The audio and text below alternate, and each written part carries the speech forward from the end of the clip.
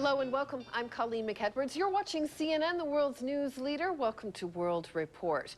We have got a raging tropical storm bringing death and destruction to the southern Philippines at this hour. Let's get you the very latest with meteorologist Ivan Cabrera, who is tracking the storm. Ivan, what can you tell us about the situation right now? We've been talking about, you and I, that death toll that just seems outrageously high for a tropical storm. Upwards of 133 people reported now officially dead in the southern Philippines as a result of this storm. And you must believe that evacuation orders went out. But they were probably never heard. And in fact, what I want to do before we get to the storm is zoom in here as we take you into Google, because I think this is what has been happening here. This is Lanao del Norte province here in the southern Philippines. And what you see there, look at the homes here that are built right along that river there. And this is what probably engorged with the incredible amounts of rain that we've seen over the last few days as a result of this storm. And that is what can kill. That is what just gives you barely any warning, those flash floods that just come so quickly as a result of the amount of water that we were able to get from the storm, which in fact has been upwards of 200 millimeters. And this is happening in just 24 hours, overwhelming those rivers and tributaries. And this is why I think we've had the death toll so high, despite the fact that we've known about this tropical storm for a while now, making a beeline here for the southern Philippines. Mindanao getting particularly hard hit over the last 24 hours. The storm that eventually, sure, moves off to the west. Some residual tropical moisture is over. It's not going to be completely clear here, but the worst of the rain, the steady, heavy rain that overwhelmed those rivers there is now beginning to move off towards the Sulu Sea and then to the South China Sea. And thereafter, we're going to continue to track it there. So an unfortunate tragedy here at the end of the year, the end of the tropical season, mind you, in the Western Pacific. Yeah, absolutely. Ivan, thanks so much. Good news that it's moving off. But let's get more on the situation on the ground. We've got journalist Maria Ressa.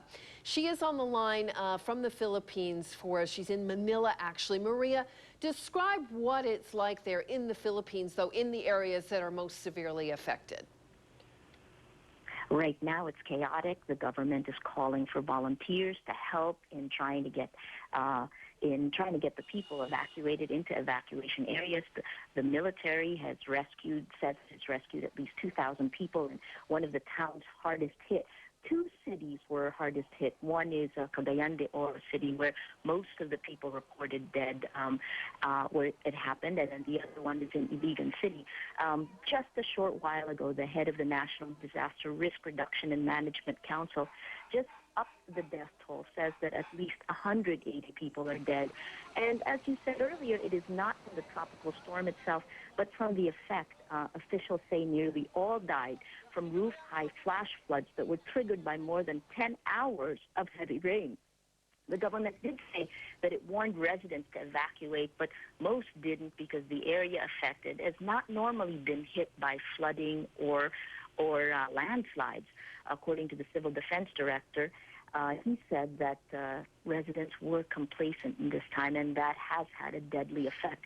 All except 5 of the bodies that they've been able to recover died in the flash floods, the other 5 from a landslide triggered by the storm. Colleen? So, Maria, did you say the death toll has been up now to 180? I wasn't quite able to hear you there. We had 133 here. Are you saying 180 now, 180? Correct. The head of the National Disaster Risk Reduction Council, the Civil Defense Director, Benito Ramos, has said that there are at least 180 people killed. And he also did say that there are nearly 400 people missing. So people are looking for their loved ones. That death toll may go up. And it's clear, you know, the pictures we're seeing as you talk, Maria, it's clear that people are in desperate situations, obviously in crowded areas, some outdoors, stuck in these conditions for what could be a very long time. What's being done to help? Is aid getting in? It is ad hoc at this point. The Department of Social Welfare and Development has called for both aid and volunteers to help the people. They say that there are at least 20,000 people in the evacuation centers that you've seen. You're also seeing pictures of the military working. There are two areas that soldiers are trying to get people to safety. Right now, the government says that it expects most of these families to be in the evacuation centers perhaps until New Year. Wow. All right, Maria Ressa giving us the latest there. She is in Manila, but telling us what it's like about the country.